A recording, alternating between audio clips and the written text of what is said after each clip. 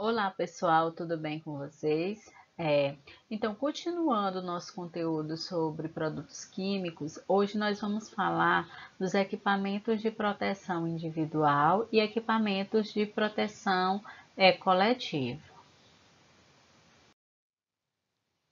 Bom, então vamos falar um pouco sobre os equipamentos de proteção individual, que tem a sigla de EPI.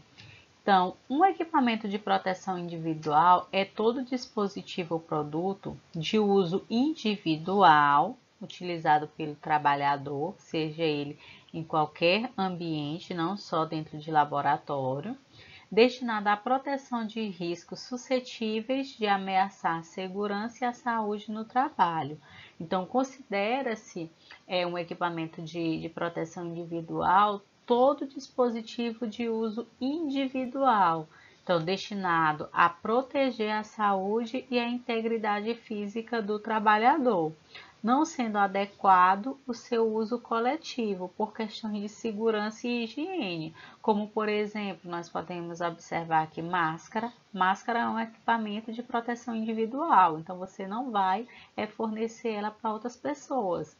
Então, nós temos aqui as máscaras, os óculos, as luvas. Então, são exemplos de equipamentos de proteção individual.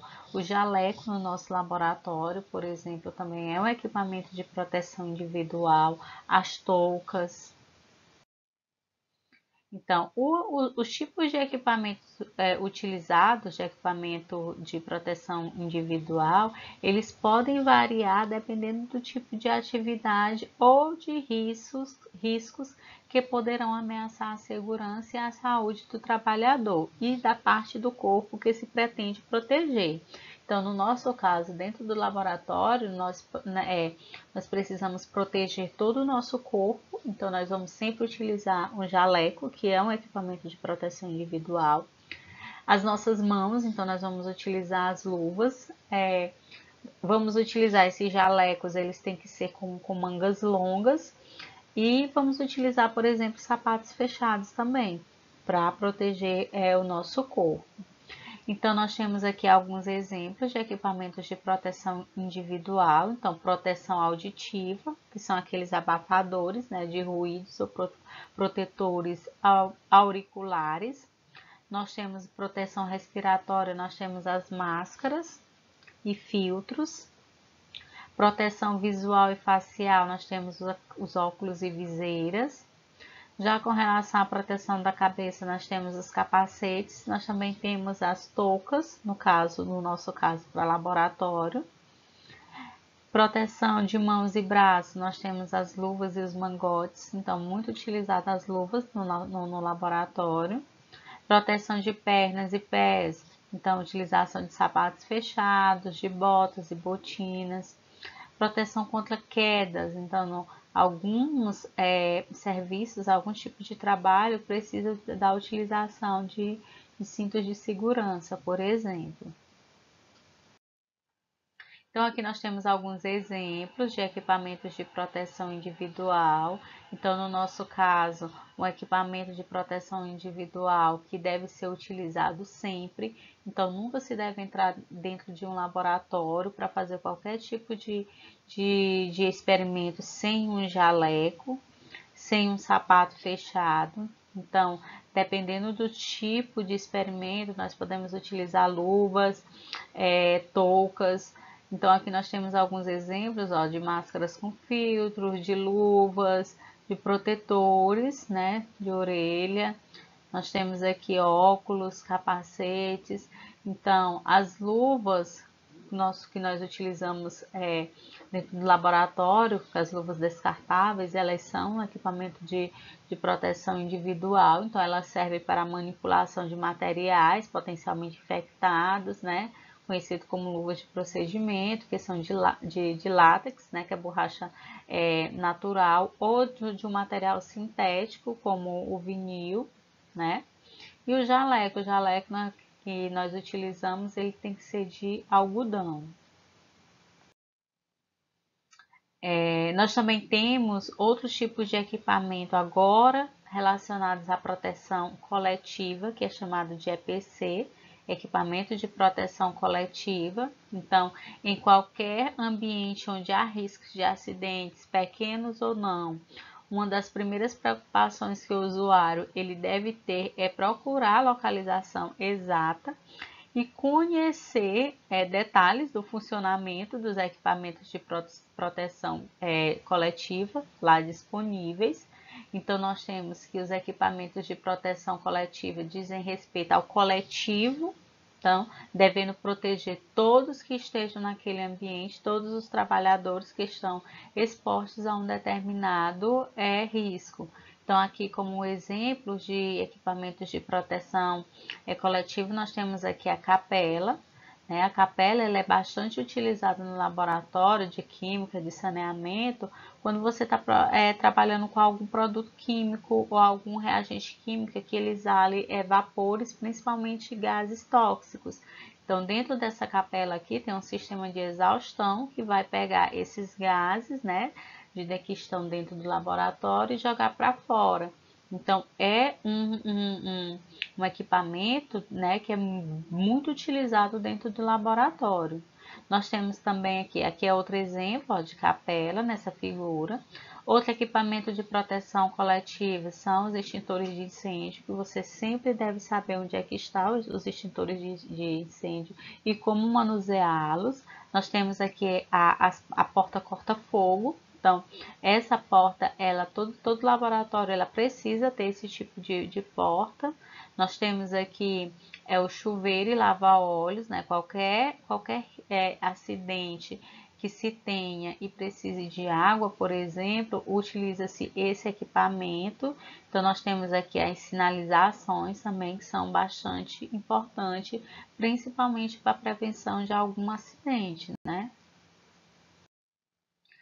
Então, nós temos aqui ó, a capela, como eu havia falado para vocês, a capela química ou de exaustão. Então, essa capela é uma cabine construída de forma aerodinâmica, cujo fluxo de ar ambiental não causa turbulências e correntes, assim reduzindo o perigo de inalação e contaminação do operador e ambiente. Então, você vai operar aqui nessa capela, que é apenas as suas mãos aqui vai entrar aqui e você vai fechar essa janelazinha de vidro para não ter contato com esses gases ou diminuir o máximo o contato com esses gases. Então, essa capela química, ela tem a função de proteger, né, o trabalhador ao manipular os produtos químicos, né, que na sua maioria eles são tóxicos, inflamáveis e bastante voláteis.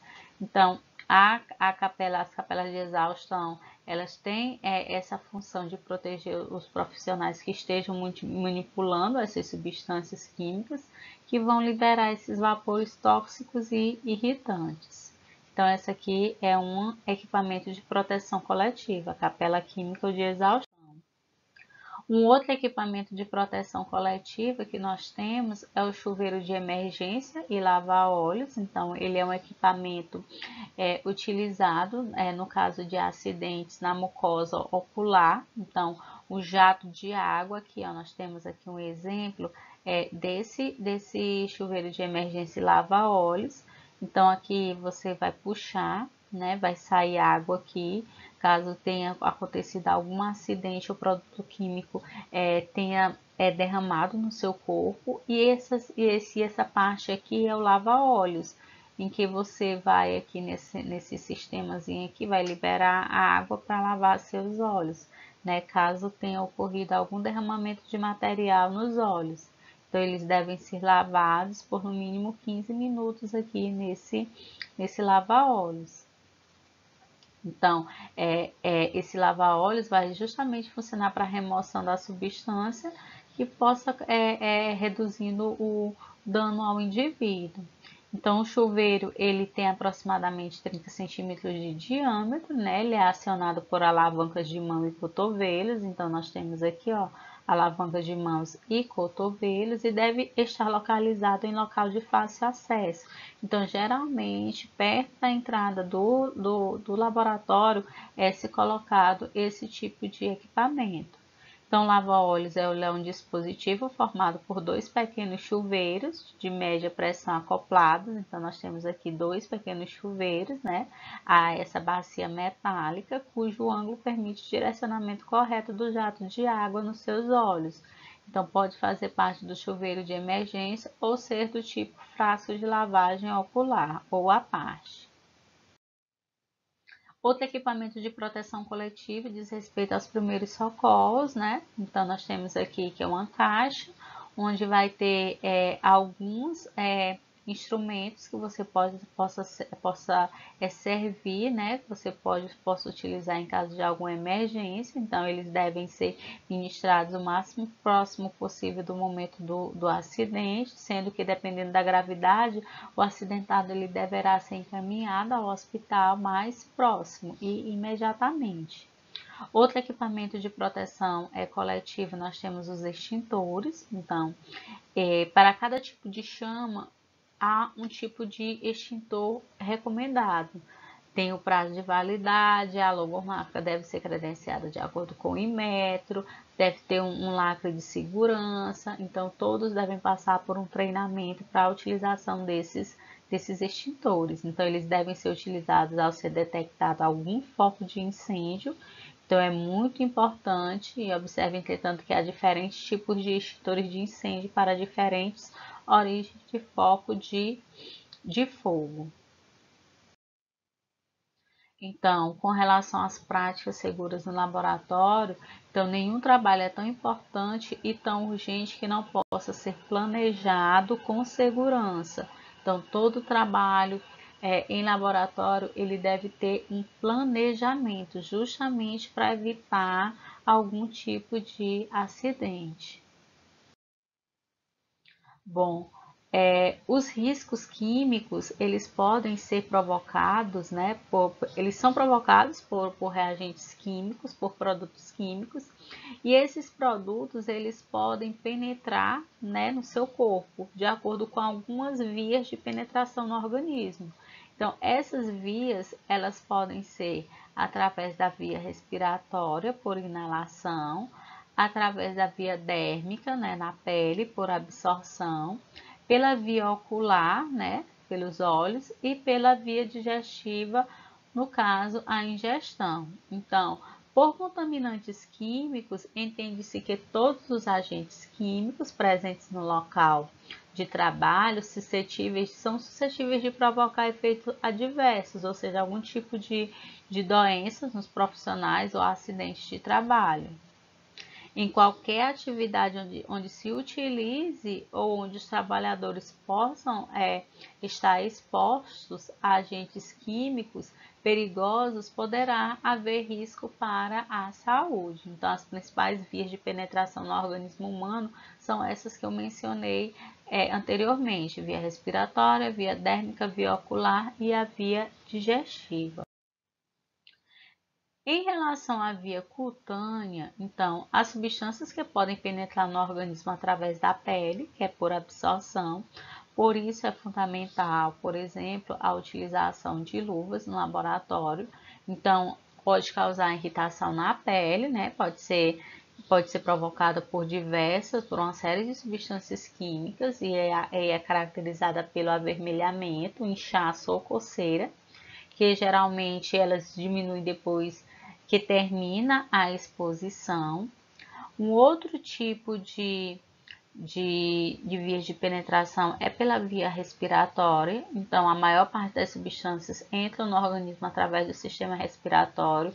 Por isso, é importante a utilização de máscaras e a utilização da capela, onde você vai vai manipular esses produtos químicos lá dentro dessa capela, de forma que esses gases minimizem a liberação desses gases e você possa inalar. Então, a resposta típica para a exposição a altas concentrações dessas substâncias é a constrição dos brônquios. E isto está acompanhada pela dispneia ou uma sensação de não poder respirar. Então, com esta situação, o oxigênio não pode chegar tão rápido como é necessário para satisfazer a demanda do organismo. Então, nós devemos ter o máximo de cuidado possível na manipulação de produtos químicos. Então, uma outra via de penetração é através da via digestiva, ou seja, por ingestão, coisa que não deve se fazer em laboratório. Você não se deve comer ou beber qualquer produto químico, qualquer reagente químico. Aqui nós temos, né, o movimento do produto químico dentro do organismo. Então, a absorção é a sequência, a penetração do agente químico no organismo e sua passagem ao sistema circulatório, a absorção pela pele. Em seguida, ocorre a distribuição. Então, esse agente químico, o produto químico, ele percorre pela corrente sanguínea os órgãos do corpo. Em seguida, ocorre a fixação ou acumulação desse produto químico, ou seja, ocorre o armazenamento do agente nos tecidos dos órgãos, onde ele exerça ou não atuação.